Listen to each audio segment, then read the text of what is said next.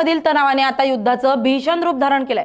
इस्रायलनं इराणवर भल्या पहाटेच मोठा प्रतिबंधात्मक हवाई हल्ला केलाय। या हल्ल्यानंतर संपूर्ण जगात खळबळ उडाली आहे। इस्रायलमध्ये हाय अलर्ट जारी करण्यात आलाय। हल्ल्यानंतर जखमी झालेल्या लोकांना उपचारासाठी रुग्णालयात नेण्यात येते।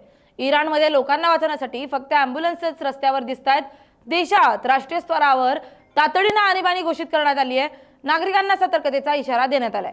जगात भयावह अशी परिस्थिती निर्माण झाली आहे। इराणवर हा हल्ला फक्त इस्रायलने नाही तर अमेरिका आणि इस्रायलने मिळून केल्याचं स्पष्ट झालंय। इराणच्या राष्ट्रपती भवनावरही मोठा हल्ला करण्यात आलाय। या हल्ल्यात इराणचा टॉप कमांडर ठार झाला असल्याची माहिती आहे। सरकारी इमारतींनाही टार्गेट करण्यात आलंय। भल्या पहाटे नेमकं इराणमध्ये काय झालं पाहूयात हा सविस्तर स्पेशल रिपोर्ट। इराणची राजधानी तेहरानमध्ये अलाराम प्रमाणे सकाळची पहाट झाली ती प्रचंड स्फोटाचे आवाज ऐकून। इस्रायल आणि इराणमधील विस्ताराची पुन्हा एकदा ठिणगी जगभरात पडली। मध्य आशियात तणावाची स्थिती निर्माण झाली आहे। गेल्या काही दिवसांपासून इराण